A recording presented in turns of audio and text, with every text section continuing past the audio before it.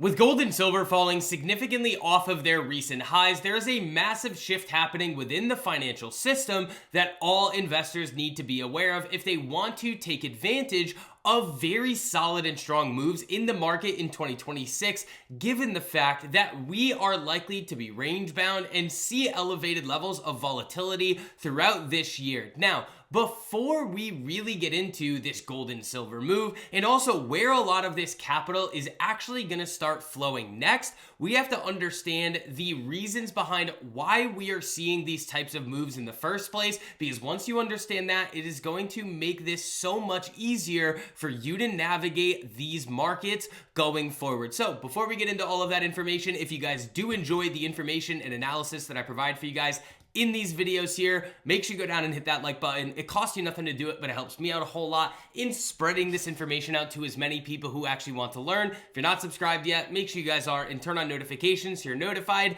every time these videos do end up getting posted live. So let's get into it over here. So the first thing that we need to understand is modern portfolio theory. Now, the key takeaway from this, again, is that modern portfolio theory is a method that risk-averse investors can use to construct diversified portfolios. It maximizes their returns without unacceptable levels of risk. Investors diversifying among exchange-traded funds, ETFs, or investing in target date mutual funds are adhering to some of the tenets of MPT. Now, the main thing here is that this ideology is really where that typical 60-40 modern portfolio theory portfolio is coming from. You have that 60% allocation to equities and 40% allocation to bonds and fixed income in order to lower the levels of volatility that you are going to be seeing across your portfolio. Now, back in the 80s,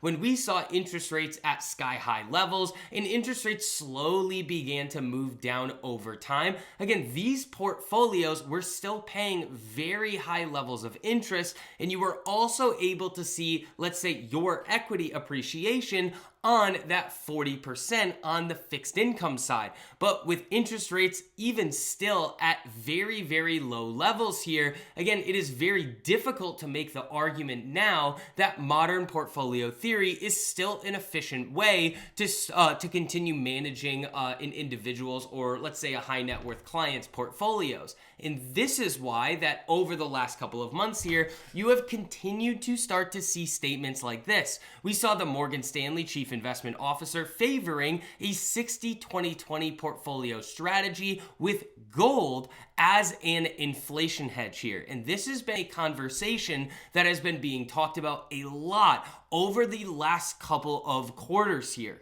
So we are seeing this massive shift within the financial system. This is one of the main reasons why we have seen gold and silver perform so well over the last couple of quarters here, because that money that was previously earmarked to go into the fixed income markets, let's say the United States Treasury markets, or any one of the other typical fixed income instruments that investors or portfolio managers are going to use, we are now seeing that go into things like gold, silver, other commodities, and other safe havens in order to offer those same risk-adjusted returns that those investors need. Now, it's not just Morgan Stanley making these comments, and it's not just a conversation being had within retail investor groups. We have billionaire Ken Griffin also highlighting this as well. Let's roll that clip. There's an explicit warning that if your fiscal house is not in order, the bond vigilantes can come out and extract their price. And what's particularly troubling is that if you look at what happened in Japan, when bonds and stocks move together in prices, then bonds are no longer a hedge for your equity portfolio. And they lose a substantial part of what makes them so special in constructing a portfolio. If U.S. Treasuries are viewed as being at risk because the United States is not seen as being creditworthy, then bonds and stocks will move together in price, and that will result in bonds having a much higher demanded yield in the marketplace. So mortgage interest rates will be higher. The cost for us to finance our deficits will be higher. I think that what happened in Japan is a very important message to the House and to the Senate, you need to get our fiscal house in order. So we are witnessing the start of a very vicious cycle here, because one of the only ways that the US government can help slow down this issue here in terms of the potential for rising interest rates in the treasury market, again, lowering the values of these bond prices here, would actually be to inflate the debt away, printing more money, which is then going to boost dollar-denominated assets here. Again, gold, silver, a lot of other different commodities in the meantime, which is again another reason why a lot of money is continuously flowing into these names here. Now, what we also should talk about is, again, just looking back in at gold and silver. What has happened? Again, we've seen very, very significant spikes here in the price of gold when looking at GLD. We have seen the same thing happen with silver here. Basically parabolic moves happening to the upside, and now those trades are effectively over. But as we know, there is still a significant amount of demand out there in the market for these types of safe haven assets here. So where is that money flown since it has left gold and silver here? And where is it likely to go next? Well, the two main places that we have started to see this happen, I did briefly mention one of them in the beginning of this video. One of them has been utilities here. We can see that after the rise of gold and silver and their subsequent moves to the downside, we saw utilities catch a very, very nice bid to the upside. Now, why would this happen? Well, typically, a lot of these utilities names are going to have pretty decent dividend yields.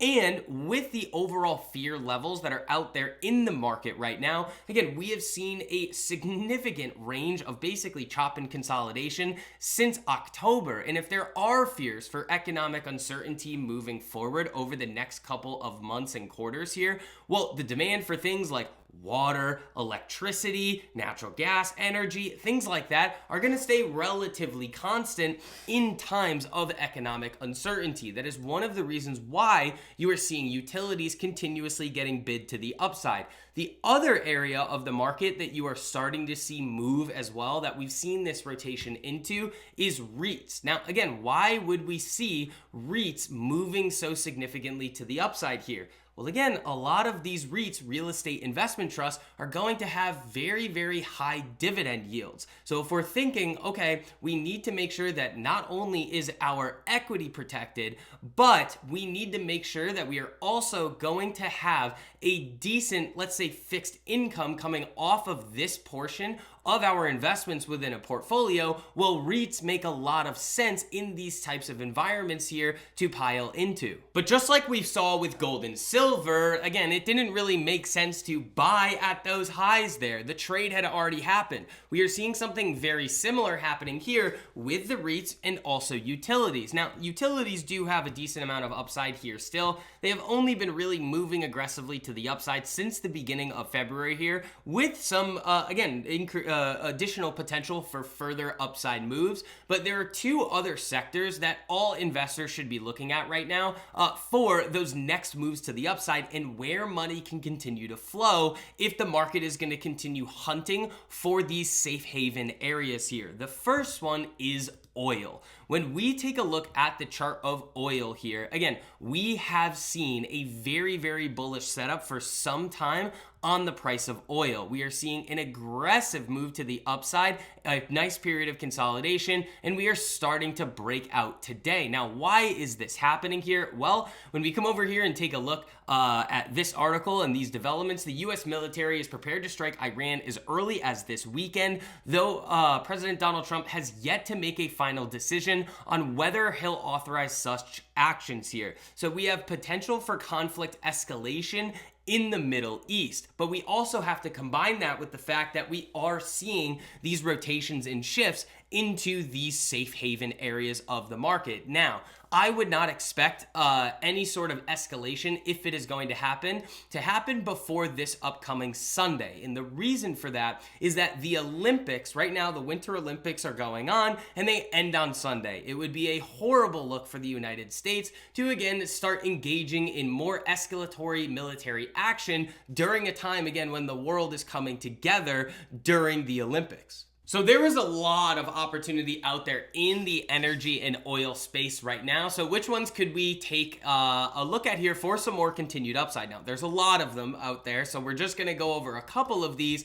And again, make sure you guys are doing your own research with all of these, but the oil sector has been one that I've been highlighting to the LTMP group over the last couple of weeks here. We are starting to see those breaks to the upside. And just overall, energy right now is looking like it wants to continue pushing higher. One of the names here is Occidental Petroleum. They just reported earnings today. Again, had a very, very solid reaction from the market off of their earnings, and they do have a lot of decent upside here over the next couple of weeks and months. The other one over here, again, we have Devon Energy Corporation, DVN. Again, another name over here that has shifted out of its longer term downtrend, starting to move nicely to the upside here with a lot of potential upside. If you want to keep it a little bit more simple, we also have United States Oil Fund over here, USO, breaking out significantly to the upside. Now, what we have to also realize about the oil market is that it is incredibly volatile. We are going to see crazy movements up to the upside, to the downside,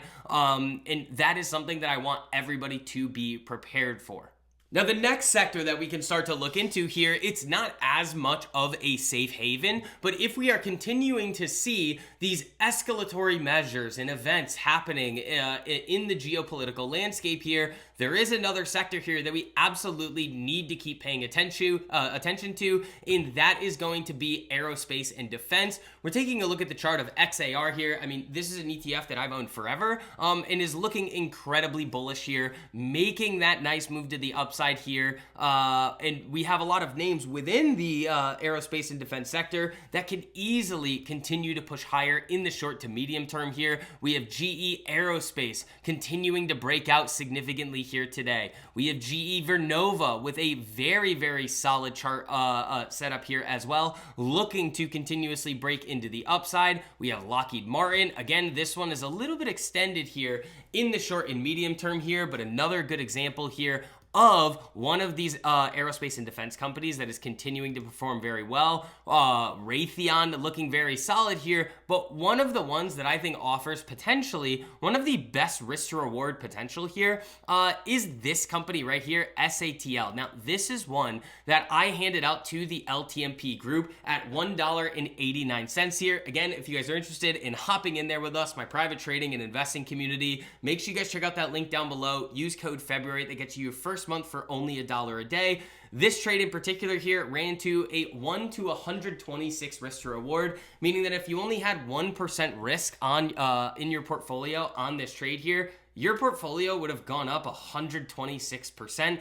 Again, guys, less trades, more profits. Nailing these big moves is exactly why everybody loves the community so much. But looking at this setup here, having that potential bullishness coming and continuing in the aerospace and defense sector, along with this chart setup here, we saw that nice move up in SATL. We have since seen this mean reversion move back to the downside, consolidating right on top of that daily 200 exponential moving average. And we have a little bit of what I like to call a base and break setup here. If SATL is able to clear above $3.55, I think that could easily ignite a very strong short to medium term move to the upside here, getting potentially all the way back up to that $6 area that it rejected off of at the end of January. So the main point of all of this, guys, is that when we take a look at the moves in gold and silver over the last couple of months, again, they are probably not done. We are probably going to see continued upside in the precious metals markets over the next couple of months here. Again, I outlined that GLD trade idea for you guys, that mid to long-term position trade, when GLD was trading at $317 a share back right before we saw Labor Day happen last fall. And I don't plan on doing anything with my gold position now. That is something that I want to continue holding for a significant period of time while we continue to see this overall shift in the financial services sector playing out in real time. But what we need to focus on is that, again, there are going to be these rotations that are happening in the market that do provide us with a lot of opportunity, given the fact that we know that there are a lot of these shifts happening in different types of these safe havens. Again, different types of commodities. We're seeing utilities move, are going to be very attractive for these large institutional managers over the next couple of quarters here. And I would expect to see continued buying pressure in those areas across the market. So that is going to wrap up this video, everybody. If you guys did enjoy the information and analysis that I provided for you guys in this video here, make sure you go down and hit that like button. Costs you nothing to do it, but it helps me out a whole lot in spreading this information out to as many people who actually want to learn. If you're not subscribed yet, make sure you guys are, and turn on notifications so you're notified every time these videos do end up getting posted live. But until next time, guys, I will see you. Peace.